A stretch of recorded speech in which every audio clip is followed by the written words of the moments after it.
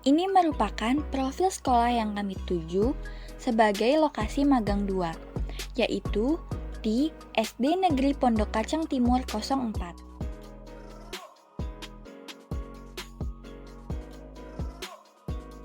Ini merupakan hasil catatan lapangan kelompok kami. Pada hari Senin tanggal 10 Januari 2022, dilakukan wawancara bersama Kepala Sekolah SDN Pondok Kacang Timur 04 dan Ibu Wali Kelas.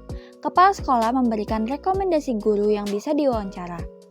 Selanjutnya, dilakukanlah wawancara bersama Wali Kelas kelas 4 bernama Ibu Sukyaningsih atau lebih dikenal sebagai Ibu Ningsih. Beberapa pertanyaan diajukan. Salah satunya, media apakah yang sering digunakan dalam proses belajar mengajar? Bu Ningsih menjawab bahwa ia sering menggunakan KIB pembelajaran atau media seperti YouTube maupun video pembelajaran yang dibuat sendiri agar bisa ditayangkan di ruang kelas. Bu Ningsih juga mengatakan ada beberapa kendala dalam pengaplikasian media yaitu adalah kemampuan keterampilan dan kreativitas media yang perlu pengembangan. Bu Ningsih mengatakan pengembangan yang dapat dilakukan adalah berupa video pembelajaran, sehingga kami memutuskan untuk membuat media video materi pembelajaran yang dapat menarik siswa untuk belajar. Assalamualaikum warahmatullahi wabarakatuh. Selamat pagi. Apa kabar anak-anak semuanya? Apakah kalian sudah siap mengikuti pembelajaran kita hari ini? Kira-kira ada yang tahu nggak sih hari ini kita mau belajar tentang apa? Nah, hari ini kita sudah memasuki subtema 3 nih anak-anak. Masih di tema 6, cita-citaku, subtema 3, giat berusaha meraih cita-cita pembelajaran yang pertama. Mari anak-anak kita masuk ke materinya. Semangat belajarnya! Kompetensi dasar dan indikator. Dalam bahasa Indonesia, kompetensi dasar di sini ada 3.6, menggali isi dan amanat puisi yang disajikan secara lisan dan tulis dengan tujuan untuk kesenangan. Ada 4.6, melisankan puisi hasil karya pribadi dengan lafal, intonasi, dan ekspresi yang tepat sebagai bentuk ungkapan diri. Indikator pencapaiannya 3.6.1 yaitu memahami cara mendeklamasikan puisi dengan lafal, intonasi, dan ekspresi yang benar. Ada juga menjelaskan cara mendeklamasikan puisi dengan lafal, intonasi, dan ekspresi yang benar. Ada 4.6.1 melatih mendeklamasikan puisi dengan lafal, intonasi, dan ekspresi yang benar. 4.6.2 menampilkan cara mendeklamasikan puisi dengan lafal, intonasi, dan ekspresi yang benar. Untuk ilmu pengetahuan alam, kompetensi dasar di sini ada 3.2, membandingkan siklus hidup beberapa jenis makhluk hidup serta mengaitkan dengan upaya pelestariannya. 4.2, membuat skema siklus hidup beberapa jenis makhluk hidup yang ada di lingkungan sekitarnya dan slogan upaya pelestariannya. Indikator pencapaiannya 3.2.1 mengidentifikasi siklus hidup beberapa jenis makhluk hidup serta mengaitkan dengan upaya pelestariannya dengan tepat. 4.2.1 membuat poster pentingnya pelestarian makhluk hidup bagi lingkungan sekitar dengan tepat. 4.2.2 mempresentasikan poster pentingnya pelestarian makhluk hidup bagi lingkungan sekitar dengan tepat.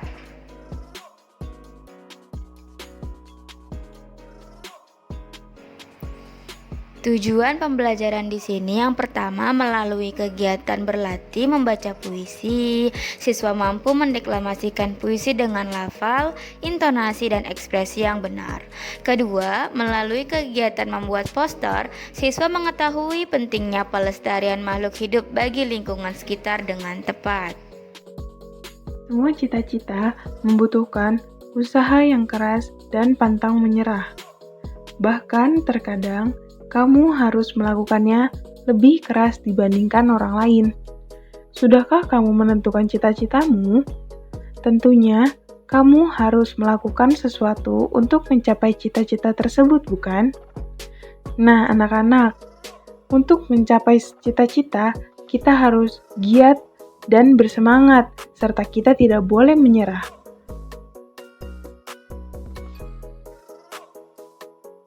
Perhatikan gambar berikut ini. Ini adalah contoh ilustrasi dari Sungai Pesanggerahan dahulu dan sekarang. Bisa dilihat anak-anak, Sungai Pesanggerahan dahulu sangatlah kotor, keruh, dan banyak limbahnya. Namun, Sungai Pesanggerahan yang sekarang terlihat sangat indah, bersih, dan sangat sejuk. Bagaimana pendapatmu tentang kondisi kedua sungai tersebut? Gambar itu menunjukkan kondisi sungai di Jakarta dahulu dan sekarang. Menurutmu, siapa sih yang berperan untuk mengubah sungai tersebut? Nah, ternyata yang merubah Sungai Pesanggerahan dahulu dan sekarang ini itu berasal dari satu orang nih anak-anak yang sangat peduli dan bertekad baja. Mari anak-anak kita cari tahu orang tersebut.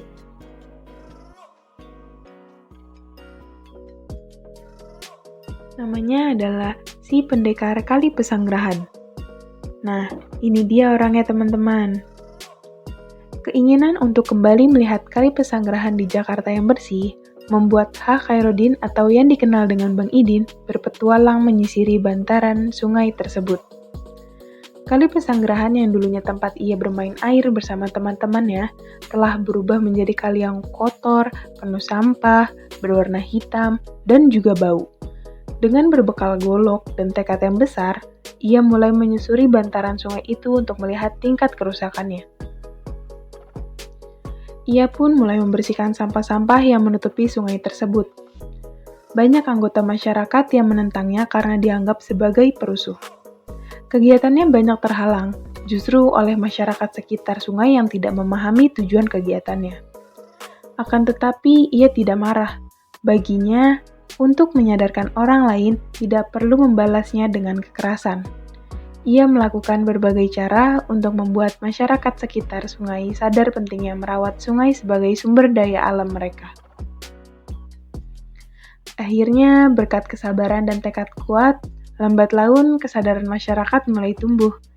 Bang Idin kemudian juga mengajak teman-temannya sesama petani penggarap untuk mengikuti langkahnya. Kini mereka berhasil menanam 40 ribuan pohon produktif di sepanjang bantaran kali. Burung-burung yang dulunya pergi akhirnya kembali. Mata air yang dulunya tertutup sampah kembali hidup. Air Kali Pesanggerahan kini sudah normal kembali. Ikan-ikan bisa hidup dan berkembang biak. Sepanjang tepian Kali Pesanggerahan menjadi hijau. Burung-burung berkicau setiap hari. Bahkan burung cakakak yang bersarang di tanah dan sudah jarang ditemui di wilayah lain di Jakarta, kini juga bisa ditemukan. Pohon-pohon yang mulai langka di Jakarta dapat dijumpai di sini. Belum lagi tanaman obat yang jumlahnya mencapai 142 jenis. Di balik sikap kerasnya, pria kelahiran 13 April 1956 ini ingin membuktikan hanya orang yang benar-benar memahami alam yang dapat menyelamatkannya. Di tangan Bang Idin, Kali Pesanggerahan yang kotor dengan bantaran yang tak terurus berubah menjadi lahan produktif dan alami. Nah, anak-anak, setelah kita pahami cerita tadi, saatnya kita berdiskusi. Yang pertama, halangan apa saja sih yang dihadapi oleh Bang Idin?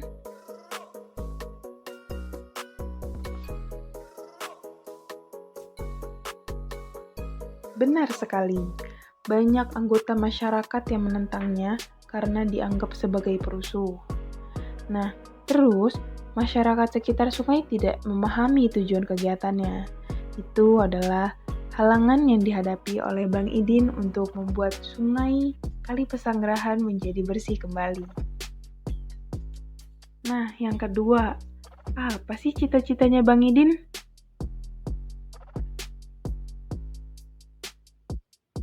Ya, cita-cita Bang Idin adalah membuat Sungai Pesanggerahan bersih kembali dan membersihkan sampah, menyadarkan masyarakat, menanam pohon produktif pun juga cita-cita Bang Idin. Nah, yang terakhir nih, apa saja sikap yang dimiliki dan usaha yang dilakukan oleh Bang Idin untuk membuat Kali Pesanggerahan menjadi bersih kembali?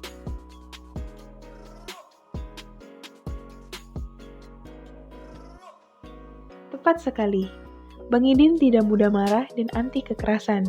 Bang Idin juga pekerja keras, sabar, dan bertekad kuat. Serta usaha yang dilakukan oleh Bang Idin ialah membersihkan sampah, menyadarkan masyarakat, serta menanam pohon produktif. Usaha dan kerja keras Bang Idin, serta kesabaran dan usaha yang konsisten bermanfaat bagi masyarakat sekitarnya. Apa kesimpulanmu terhadap usaha Bang Idin untuk meraih cita-citanya? Ya, cita-cita Bang Idin sungguhlah mulia. Usaha dan kerja keras telah dilakukan untuk mewujudkan mimpinya yang dapat memberikan manfaat yang besar kepada masyarakat di sekitarnya. Ada banyak orang seperti Bang Idin yang bercita-cita untuk selalu menjaga dan melestarikan alam sekitarnya.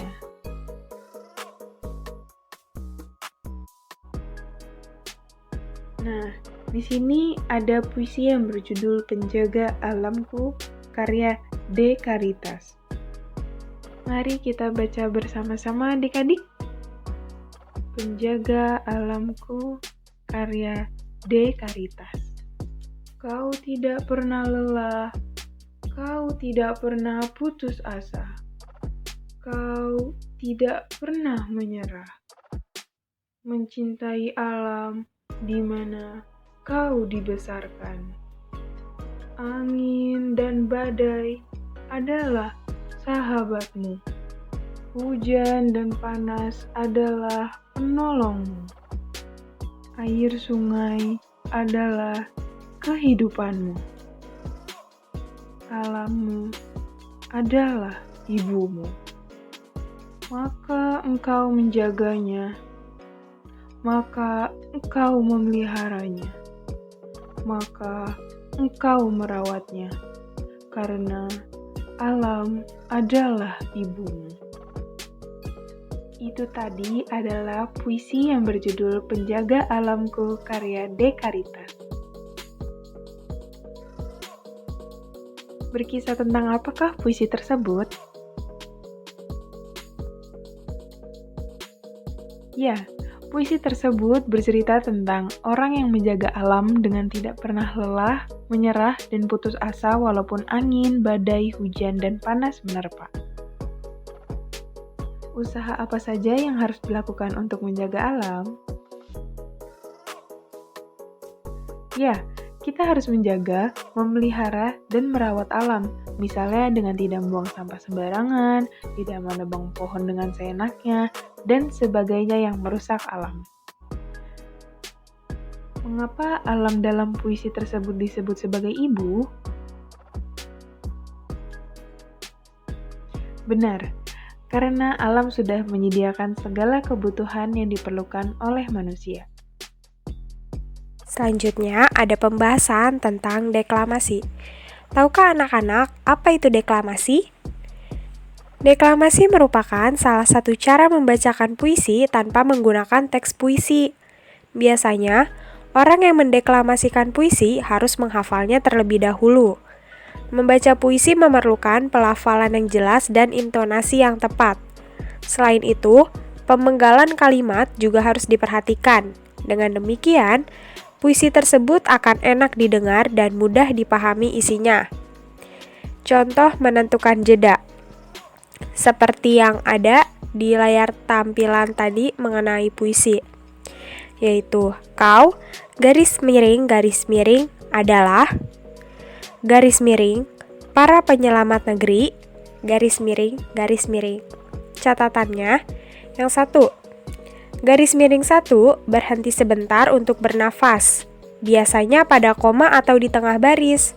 Yang kedua, atau garis miring 2 berhenti agak lama, biasanya koma di akhir baris yang masih berhubungan dengan baris berikutnya. Untuk garis miring 3 berhenti lama sekali, biasanya pada titik baris terakhir atau pada akhir puisi.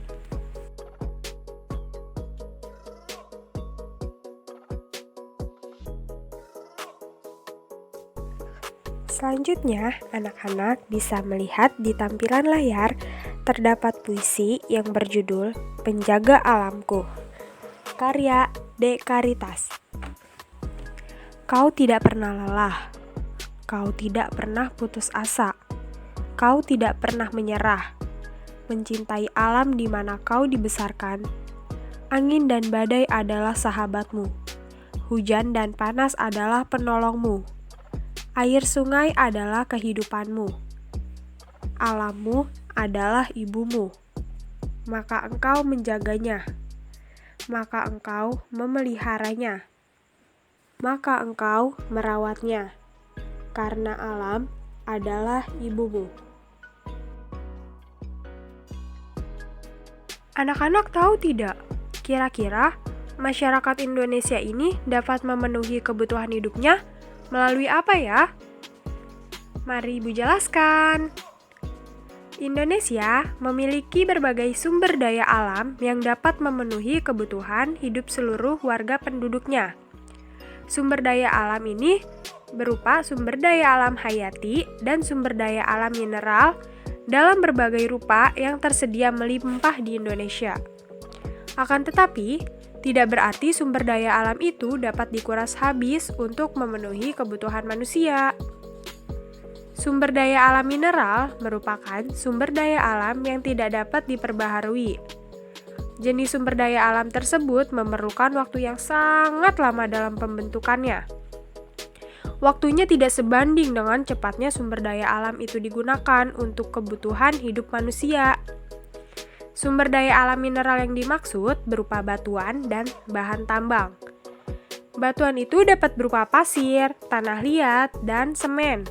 Sedangkan bahan tambang ini berupa emas, besi, batu bara, dan minyak. Lalu, untuk makan manusia itu sumbernya dari mana ya? Oke. Sumber daya alam hayati berupa tumbuhan dan hewan menjadi sumber makan manusia. Selain itu, tumbuhan dan hewan berperan untuk menjaga keseimbangan alam. Bencana alam yang terjadi salah satunya karena keseimbangan alam terganggu. Banjir di Jakarta karena sungai-sungai yang tidak dipelihara dan dijadikan tempat pembuangan sampah. Hal ini menyebabkan kerugian yang sangat besar, baik bagi manusia maupun bagi makhluk hidup lainnya. Alam dan sumber daya alam memang harus dijaga agar lestari.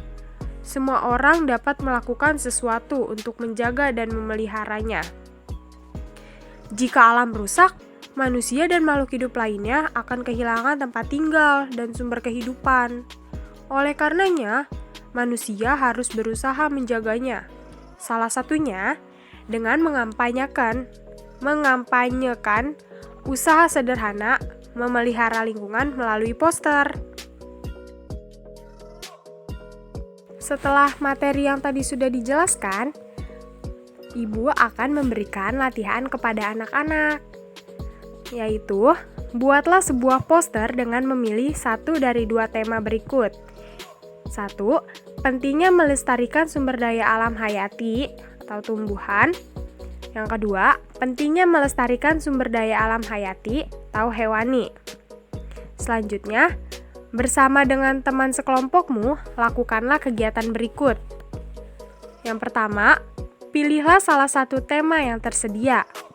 Kemudian, carilah beberapa informasi tentang pentingnya sumber daya alam tersebut dengan menggunakan beberapa pertanyaan. Untuk contoh poster hewan dan poster tumbuhannya, bisa anak-anak lihat di tampilan layar ya.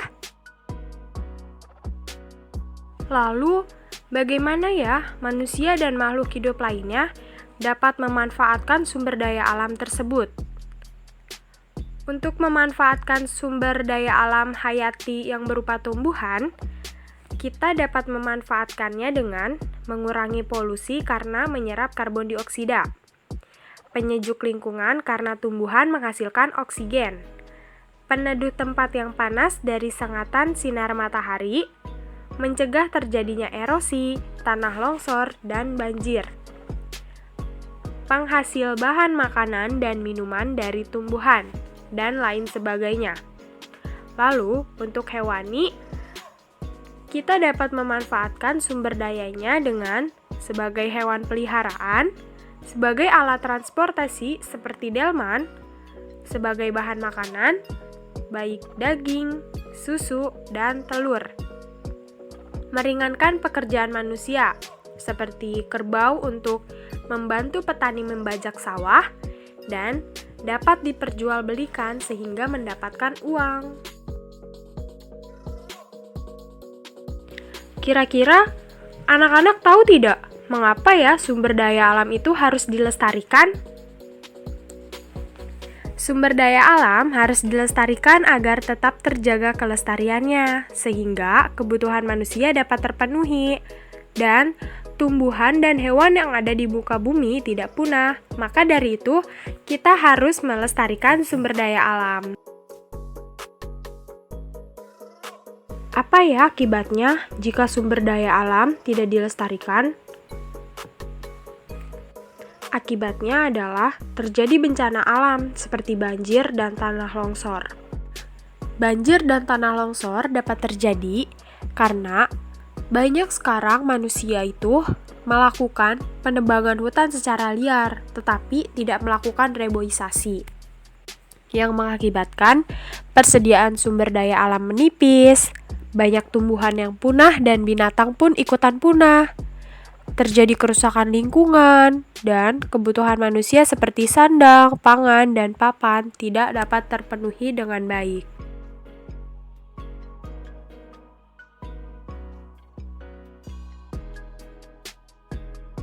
Setelah tadi kita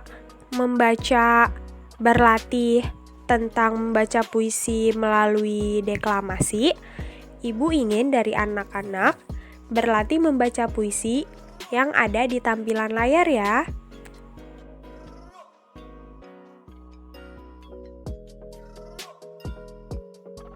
Lalu, setelah kita melakukan pembelajaran pada hari ini, Ibu akan memberikan latihan soal sesuai dengan materi yang kita pelajari ya. Semoga anak-anak dapat memahami materi yang sudah Ibu berikan, sehingga dapat menjawab soal dengan baik dan benar.